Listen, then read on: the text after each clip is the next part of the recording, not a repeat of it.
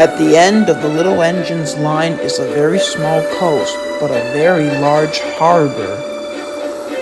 Ships arrive there day and night, delivering cargo for cranes to load and unload into freight cars.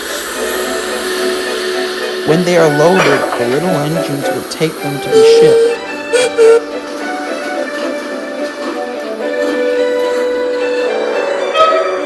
Today was Skarloey's turn at the harbor.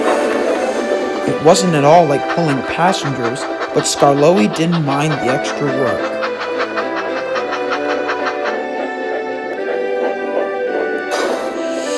When he arrived there, he heard a commotion. "Could this day get any better?" They looked back. Moored onto a loading dock was a very large and scruffy-looking barge. Under his rusty bearings was the name Bulstrode. "Will I ever get loaded already?" he snapped. "I've got places to be and faces to see." "Never mind," soothed Skarloey. "At least you're being useful."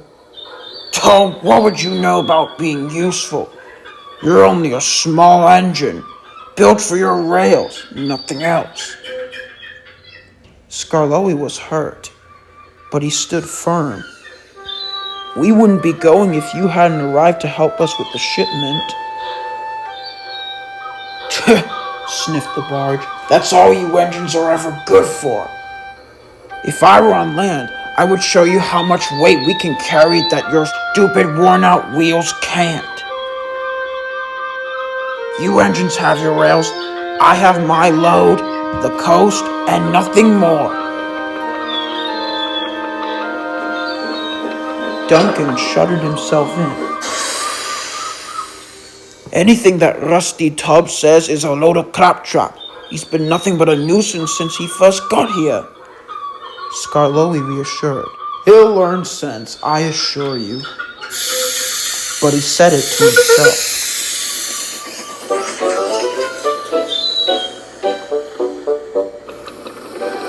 Bulstrode was loaded and was on his way to the main harbor.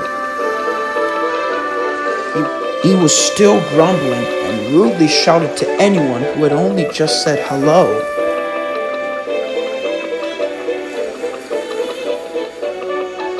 Bulstrode was still bad-mouthing the other engines when suddenly a small fishing boat approached him.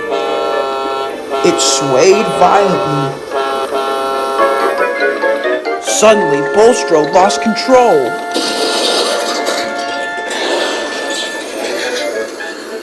"Oh, dangnabbit," he spluttered. "Now we're not going anywhere." And they weren't. Skarloey soon arrived. "Well, bless me," he cried. "Whatever happened?" "Long story," grumbled Bulstrode. "Don't suppose you can get some help anytime soon?" Then Skarloey's driver had an idea.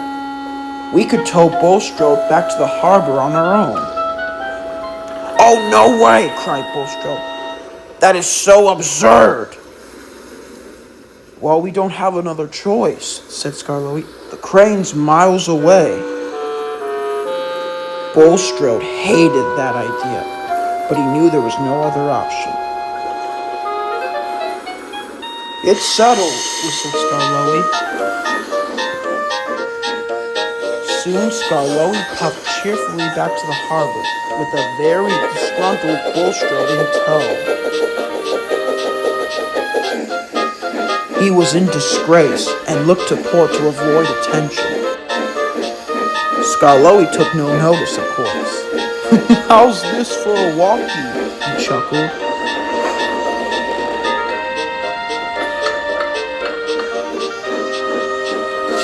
As soon as they arrived at the harbor, the cranes got to work.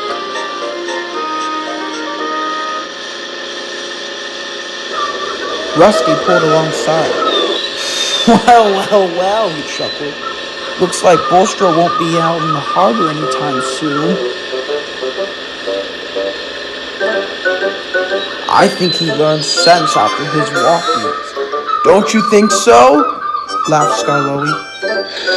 "Let me sink," grunted Bulstrode. and he said no more.